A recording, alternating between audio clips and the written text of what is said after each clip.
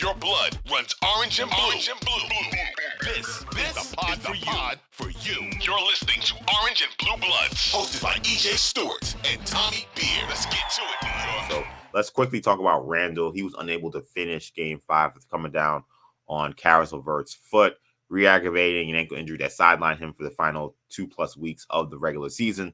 Randle had trouble getting off the floor before eventually limping to the locker room under his own power. He would come out at halftime or after halftime to watch the second half of the game, but he watched it essentially from the stands. He wasn't even on the bench. Obi Toppin at the second half played great, provided the Knicks a spark. After the game, Thibodeau said that it was premature to kind of prognosticate what Randle's situation will be moving forward, but that he'll be reevaluated sometime Thursday, which is the day we're recording this podcast. So, one, how can the Knicks, in your eyes, Tommy, adjust to Randle possibly being out? And how many games can they afford him to not play if they want to advance past the Heat? Yeah, so a couple things. One, the fact that he came back on the court, good sign. They kind of showed him, doing some calf raises, during timeouts and stuff like that. So just the fact that he felt comfortable enough, they didn't need to immediately, air cast it or anything along those lines. Yeah. When he first went down, exactly. When he first went down, it looked scary. It looked like he was scared. He looked to the bench immediately. It just looked very familiar to the injury that cost him 5 games. I'm sure he was initially very concerned. It looked like he was a little more comfortable. He was able to walk off the floor under his own power, obviously limping. The other thing is Ian Begley of SNY did report that Randle was walking cautiously. But according to league sources, the early impression is the sprain is not as severe as Randle's prior ankle ailment. So that kind of, confirms the eye test. Who knows? We'll see how. Obviously, it depends on it. He's going to be getting, therapy 23 or 24 hours a day, for the next 48 hours, 72 hours, whatever the case might be. We'll see how his ankle responds. Again, this is the same ankle. They got to be careful with it. They may err on the side of caution. One thing to keep in mind: the schedule is set. Sunday, game 1. Do they have the time yet? I saw 1 o'clock. I didn't see the time when it first happened, but I'm assuming it'll be 1. That's usually when they start those game ones. I assume it'll be 7 later in the afternoon or evening. Agreed. I assume that it'll either be 1 or 3:30. But they'll probably have the West Coast game at 3:30. So I assume it'll be 1 o'clock on Sunday at the Garden. And folks, the Garden will be very loud. Oh my God. So then you have the game Tuesday, but then you don't play again. I believe the 1 o'clock, by the way, the official time. Okay, good. And then the next game is Saturday. Is that correct? It goes from Tuesday to Saturday, or is it Tuesday to Friday? What for game 3? 3? Let me see. I have it right here. So the Knicks, they'll play Sunday, Tuesday, and then Saturday. Exactly. Saturday. Okay, so that's something to keep in mind as well. If you hold them out till Saturday, that's a good 10 days of full 9 days of full rest and recuperation. It sounds like he could probably play in game 1. Do they let him suit up in game 1? I guess we'll get a feel after practice on Friday and Saturday, etc. But those are some kind of the options. If it was more severe, given what you can get from Obi, keeping him out that full week might make some sense based on the gap between games 2 and 3. So something to keep in mind. We'll see how it plays out. As far as the X's and O's, should he not be able to play, obviously Obi, take center stage. There's a little bit of a different offensive field. We talked about in the first segment. Push that pace a little more. Get Obi some easy buckets in transition. Get Obi some 3-pointers. Also have him create a little bit more. Going to the basket. We've seen a couple times this series now. We put the ball on the floor, get to the rim. Would like to see that a little more. And then you're just going to have to rely a little bit more heavily on your other guys, the Brunsons, the Barretts, Harts, IQs, etc. We'll see how that plays itself out. The other thing I just kind of thought of randomly, Sims has not been available. Maybe does he get some minutes if Randle's he could give you a good 6 minutes against Bam at some point just to kind of wear him down a little bit. We'll see how that plays out, but something to keep in mind. Yeah, that Sims part is a good point, because I didn't even know he was not available to this series, and then it was he's got a shoulder injury, he's not even suited up. So So yeah, that will be interesting to see if he ends up getting some time here.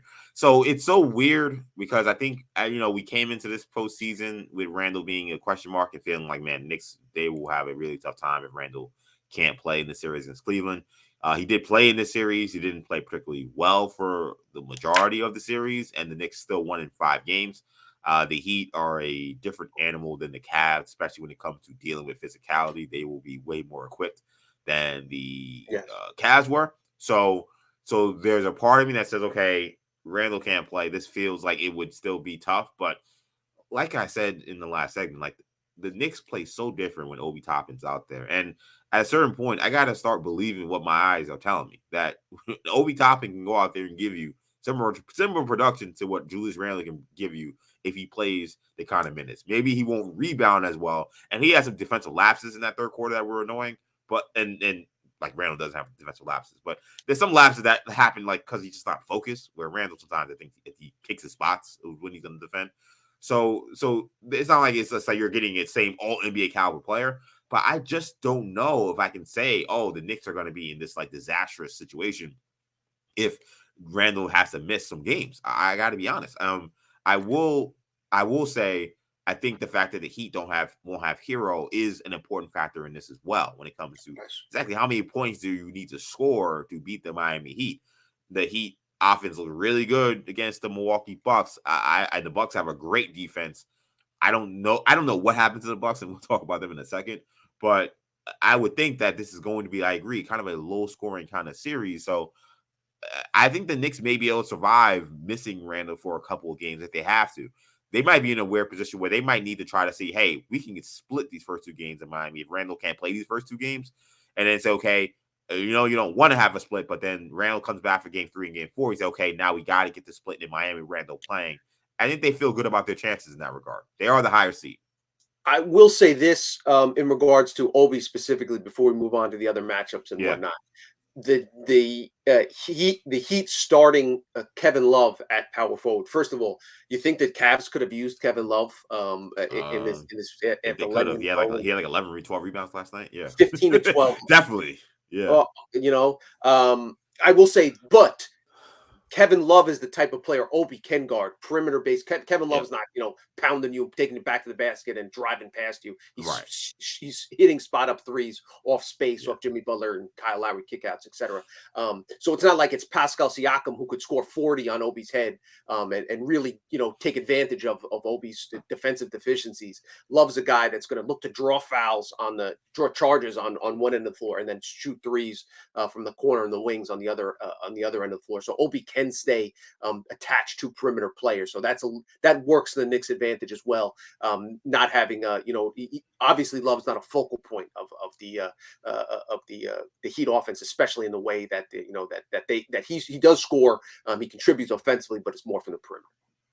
Yeah, no, exactly. And boy, you talk about Kevin Love and his impact in that Heat series and how he played against the Bucks and the Cavs not being able to rebound. You do kind of wonder, man, maybe the Cavs could have used him. But you're right. I think that's a good matchup for the Knicks with Kevin Love playing so many minutes. Not as athletic as well. So knowing, unless maybe they put Bam on Obi. Now this is where it gets fun. Now you're talking about how teams miss and match. But in theory, if they do say, Bam's going to deal with Mitchell Robinson on the glass, and then you have Love on Obi Toppin, that may end up being actually maybe even bigger mismatch than even Randle because Love's not going to run up and down the floor with Obi. Yeah, you want to put Obi in pick and roll action and in screen action.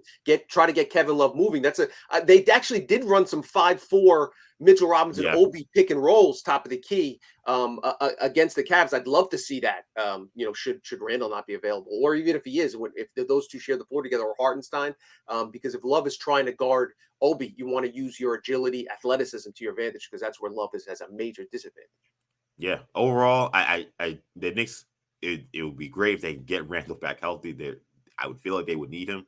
But today, I can't say that they can't advance without him. I cannot say that after what I've seen because all the narrative after what I saw last season. Remember, I'm not going back to last season, way Obi finished the season. It was, end of the season, teams are tanking. You can't take that. And I'm like, I don't know what you're talking about. Basketball is basketball. But okay, fine. Then the end of this season, same thing happens. Now Knicks are trying to clinch a playoff spot, finish the season strong. And it was the same thing. Well, it's still end of the season, even though Knicks games mattered. Still end of the season. Other teams are tanking. So I'm like, okay, fine. Now I've seen the playoffs. Obi Toppin, the minutes he plays when Randle was playing and struggling, he helped carry the Knicks past the series. Then in this game where Randle gets hurt and then he dominates the third quarter. First of all, I think Thibodeau should have put him back in. I thought that was a minor mistake in that fourth quarter, especially when the Knicks were struggling offensively. But he plays the way he did in that third quarter in a playoff game against a team that's facing elimination.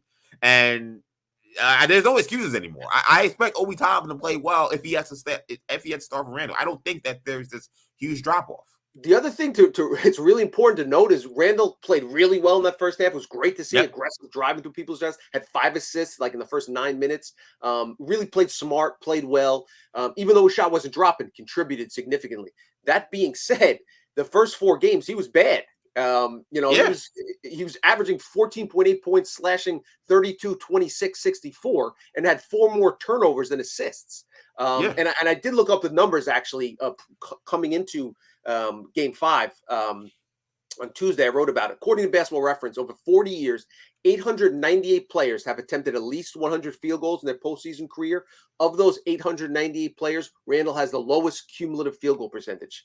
The only other guy shooting below 31% for their postseason careers, 9 games for Randle, are Lindsey Hunter and Chris Duhon. So Randle was not an efficient offensive player and was not, wasn't like he was a key to the Knicks getting to a 3-1 lead. So Obi likely wouldn't play worse, would be more efficient offensively. You assume Randle's going to bounce back. You saw him bounce back in the first half of game 5. And again, they have a better chance to beat the Heat if a fully healthy Julius Randle. But I agree with you. The Knicks can still win the series if Randle doesn't play or misses the first 2 games, etc. Yeah. Thanks for watching. If you enjoyed this video, please don't forget to give it a thumbs up and subscribe to our channel for more content like this. If you want to see more of our videos, be sure to check out our playlist and let us know what you think in the comments below. Also, don't forget to follow us on social media to stay up to date on our latest podcast ventures. Links will be in the descriptions. And as always, thanks for watching, and we will see you in our next video.